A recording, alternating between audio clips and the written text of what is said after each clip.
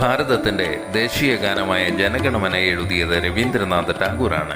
ഭാരതത്തിന് ആദ്യമായി സാഹിത്യത്തിനുള്ള നോബൽ സമ്മാനം നേടിക്കൊടുത്തതും ടാഗോറാണ്. 1913 അദ്ദേഹത്തിന്റെ ഗീതാഞ്ജലി എന്ന കാവ്യസമാഹാരത്തിനാണ് നോബൽ സമ്മാനം ലഭിച്ചത്. സാന്ദ്രമായ സംഗീതവും അർത്ഥതലങ്ങളുമുള്ള കാവ്യകൃതിയാണ് ഗീതാഞ്ജലി.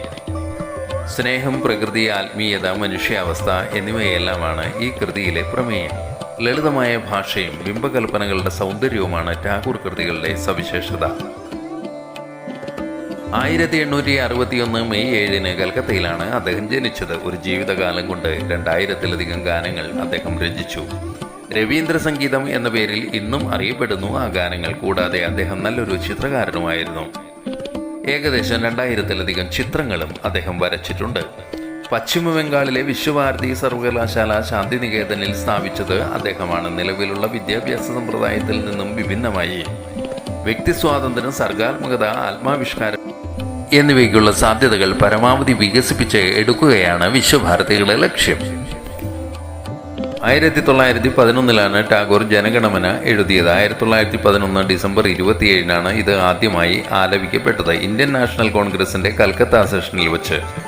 ഈ രാഷ്ട്രത്തിന്റെ ഐക്യം, അഖണ്ഡത, നാനാത്വം എന്നിവയെ പ്രകീർത്തിച്ചുകൊണ്ട് ടാഗോർ എഴുതിയ മറ്റൊരു ഗാനമാണ് അമർ സോനാർ ബംഗ്ല എന്നത്.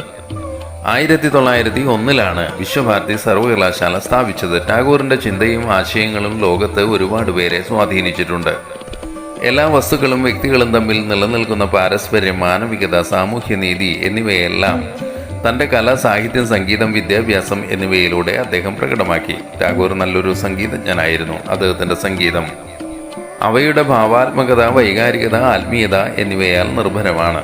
നന്നേ ചെറുപ്രായത്തിൽ തന്നെ തൻ്റെ സർഗാത്മകത പ്രകടമാക്കിയ ഒരു ബഹുമുഖ പ്രതിഭയാണ് രവീന്ദ്രനാഥ് ടാഗോർ. കവിതകൾ, കഥകൾ, നോവലുകൾ, നാടകങ്ങൾ, ലേഖനങ്ങൾ, അങ്ങനെ പരന്നു കിടക്കുന്നു അദ്ദേഹത്തിൻ്റെ സൃഷ്ടികൾ. Gitanjali, the gardener, Gora, the crescent moon, Chokher Bali, hungry stones, the king of the dark chamber, red oleanders, ദേശീയത, സാധന, അങ്ങനെ നിരവധി കൃതികളാണ് രവീന്ദ്രനാഥ് ടാഗോർ നമുക്ക് സമ്മാനിച്ചത്.